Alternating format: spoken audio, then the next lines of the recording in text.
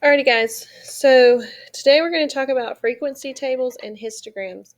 So you should have these notes in front of you, and you're going to fill out these notes as I fill them out, just as if I was standing in front of you going over the lesson today. If you need to pause the video as you go, that is perfectly fine. Um, but I will also have the completely filled out notes on Google Classroom as well in case you miss anything. So if you want to also just sit and listen to me as I go through it, that's fine as well. But we're going to start off with frequency tables. And frequency means how often something occurs. Okay, and that's what frequency means. And that's what we're going to do is we're going to make a table based off of how often something shows up in the data. And the definition of a frequency table is a table that shows how often each value in a set of data occurs. So it's almost like we use this a lot of times, like if you used a survey or something like that to figure out like how many times somebody voted for something or things like that. Frequency tables, as you can see here in the example, a lot of times will have tally marks and then the tally marks counted up, or sometimes they'll just have the frequency just already written out for you right there. So they have a little practice section for us to do, and it says Gavin surveyed his friends to find out what their favorite type of candy was. Make a frequency table with tally marks to organize the data he collected. And so he's got these different types of candy flavors, and he's got all their answer choices right here. So what I do is I start with the first one. The thing about categories is there's not numbers, so you don't really have to put things in order. So you can just go down the list. So what I'm going to do is I'm going to start with the first one. I'm going to put a tally mark every time that comes up. So chocolate gets a tally mark. Fruity gets a tally mark. Sour, chocolate, chocolate, chocolate, other. Remember, once you hit 5 with your tally marks, you do that little crossover thing. Then I have sour, sour again, fruity, another chocolate, fruity, another sour, fruity, other, chocolate, sour, fruity, and other. And now I'm going to count up my tally marks. There's 5, 6, 7. There's 5, 5, and 3. Okay. And now we're going to be able to answer some questions about this frequency. The reason we put them in a frequency tables is it's hard to like just know right off the bat just looking at a list like this. But being able to look at a frequency table, you're able to quickly see which one was the favorite and which one was the least favorite. So it says which candy is the most popular. And so chocolate has the highest score. So chocolate was the most popular. Which candy was the least popular? Well, with 3 was other. Which I don't know really what other would be, but maybe it's like gummies or something like that. And how many friends did Gavin survey? So what we could do is add all these up right here. 7 plus 5 plus 5 plus 3. And I know that 5 plus 5 gives me 10, and 7 plus 3 gives me 10, and 10 plus 10 gives me 20. So Gavin surveyed 20 friends. Okay, so it's really not as difficult. It's pretty straightforward as we go from there. All right, as you can see here, we have Melanie made a frequency table to organize the latest math test scores. And so here's her scores. And here, when we have a frequency table and we're dealing with numbers, we do bands because we don't want to sit here and list from 90 all the way down to 60. So you do like bands. So like here's your A's, B's, C's, and D's, or what we call them F's. But they're in bands. So anything between 90 and 99, there were 9 people who made an A, 7 people who made a B, 5 people who made a C, and 3 people who failed. Our first question here says, how many students scored exactly 85? Well, if you come right here, it would fall right here, but There isn't a definite answer here. It's a band, and there's nothing that says like somebody scored an 85. So we really are unable to tell. Okay, because of the band here. Nobody could have scored an 85. We don't know. We don't know what these 7 scores were exactly. We just know that there were 7 in between an 80 and an 89. So how could we explain this answer? We could say that the scores are in ranges. So they're not exact. So individual, if I can spell today, oops, can't spell today. Individual, there we go, scores are unknown. We know the ranges, but we don't know exact scores. So here it says how many scores at least an 80, okay? Remember, at least means we're starting at the bottom and going up. So we know here they scored 7, 5, and 3, so we could just add those total up, and there would be a total. Oops, I did that backwards, didn't I? At least would be going, that's going down, isn't it? So at least would be anything greater than an 80. So 7 and 9. These are smaller, so that would not be at least. Okay, so we have 7 and 9, which gives us 16. So the next question says, did most students do well or poorly? If you look at your data to compare, well, we're going to consider them they passed. Did more students pass than fail? Well, we have 16 plus 5 more, that gives me 21, and only 3 people failed. So I would say that everyone pretty much did well. All right, now Miss Melanie needs to add the following scores to the table. So here's the new scores, okay? And so she wants us to create a frequency table here that displays the old and the new scores, okay? And then we're going to explain the addition and how it changed the chart, okay? So now, originally we only went up to 99, but looking at our scores, we actually have 100 now. So I could go up, and notice that they each go up by 10s, so I need to go up by 10s and keep the same range amount here. You can't go by 5s, then by 10s, then by 5s again. You got to keep it the same. So we're going to start with 100 and go to 109, and then we're going to leave these bands up here, these ranges, the same.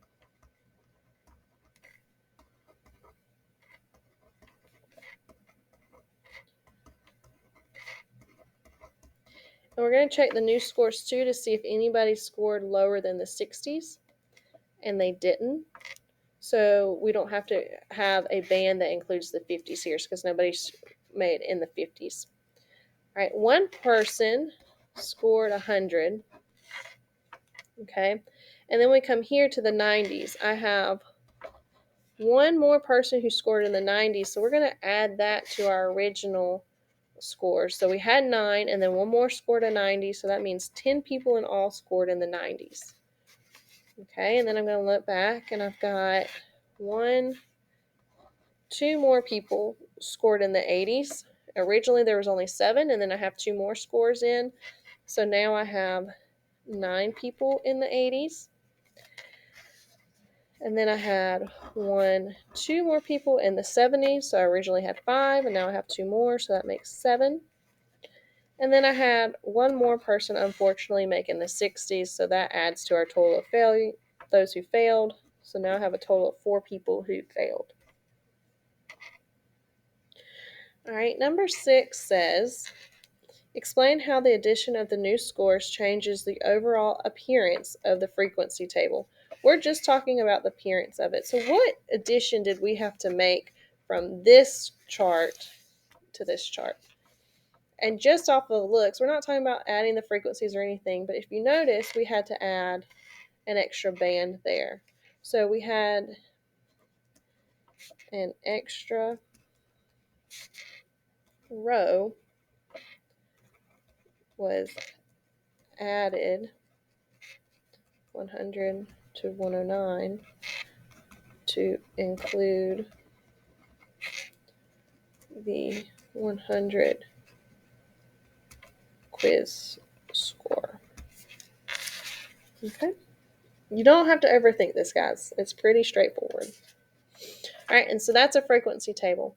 And we use frequency tables to create histograms. And histograms are very similar to bar graphs, but instead of the bars, usually with our bar graphs, the bars are separate and they don't touch. In a histogram, they do because we have those same ranges that we use as with a frequency table. So the definition of a histogram is a display that groups data into equal ranges / intervals.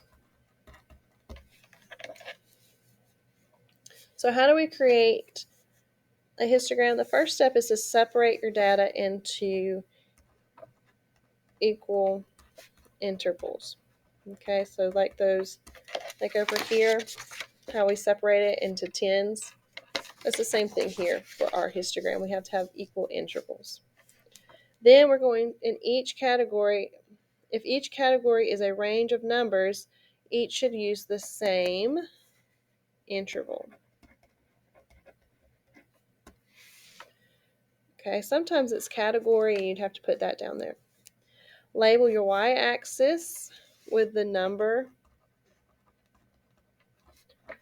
of occurrences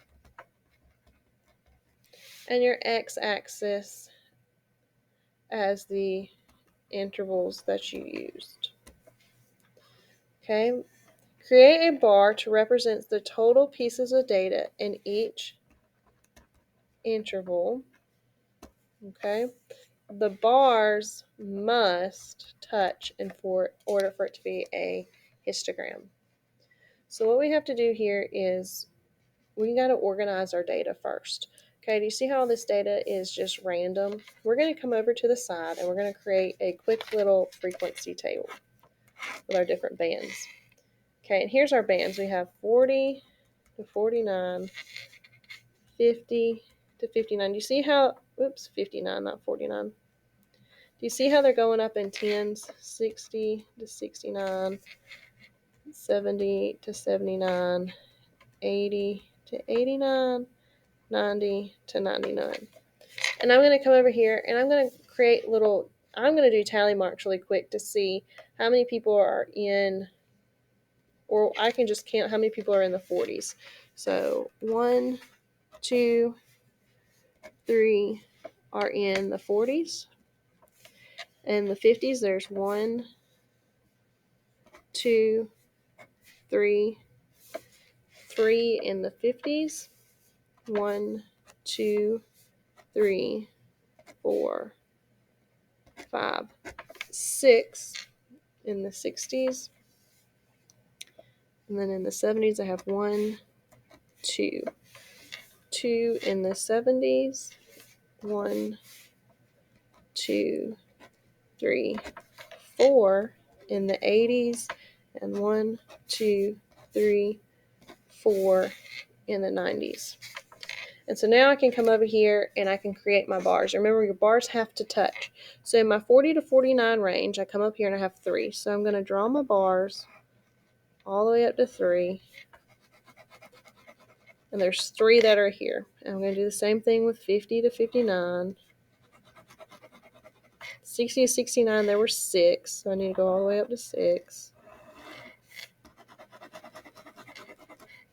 70 to 79, there were 2. For 70 and 79, there's only 2 of them. 80 to 89, there were 4. And 90 to 99, there were 4. Okay, and then we can answer some questions about it. It says, how many students scored a 70 or higher? So I can come over here to my 70 band and over. So there's 2 people, 4, and 4. So how many people scored a 70 or higher? Well, 4 plus 4 plus 2 gives me 10. So 10 people scored higher than a 70. How many students scored between a 40 and a 79? So I come here to a 40 and 79. I've got 2, 6, 3, 3. And I would just add those total numbers up. 3 and 3, 6, 12, 14. Did more students score above an 80 or below an 80? So here is 80 and above, there's only 8. Okay. We found out that below an 80 there was 14. So more people scored below an 80. And it says, does your data appear scattered or is it even? And if you notice, they're all about kind of in the same range. You don't have one just like really, really, really high and all of them really, really low. They're all pretty consistent for the most part, so they're about even. Okay, and then how many students are in art class? And so you would add all these up. So I had 14 plus 10, not 14, my bad. I had 6, 12, 14 plus 8 gives me 22. So there's a total of 22. So I would just add all those numbers up. Okay. You flip it over to the back. You have 3 more you can practice. And what I want you to do is I want you to make your tally charts right there. You're going to have to come up with your bands. So like for example here we see we've got some 20s to 25s. And we've got some 30s and we've got some 40s. So what I would probably do is I would do 20 to 29, 30 to 39, 40 to 49. And I would tally up to see how many people were there. Or if you want, you can make it even more spread out and you could do 20 to 24. And we're only going up by 4s, and do 25 to 29. And you could do 30 to 34, 35 to 40, 39, 40 to 44, and 45 to 49. You could do either one. Just make sure that when you put your bands down here that they're all the same. So here if I chose to do 20 to 29, 25 to, 30 to 39, and 40 to 49, that those intervals go down at the bottom, and then how often they occur comes up at the top. So, but I wouldn't put this until I tallied it up here. So how many people or adults are in the 20s? 1, 2, 3, 4, 5. How many are in their 30s? 1, 2, 3, 4. And how many are in their 40s? 1, 2, 3. So now I know where I need to start. You always got to start at 1. I go 2, 3, 4, and I know I'm going to end at 5. I don't have to go any greater than 5 because 5 is my greatest. So I come over here and create my bands all the way up to 5 for 20 to 29. And then from 30 to 39, I go up to 4. And then 40 to 49, I have 3. Notice that your bars have to touch in order for it to be a histogram. Okay. Now you have 2 more right here that I want you to practice and do. And what I'm going to do is I'll put the answers on Google Classroom. And then once you have finished that, I need you to work on your iExcels for this, which will also be posted on Google Classroom. So once you have completed these notes, you can complete your iExcel assignments.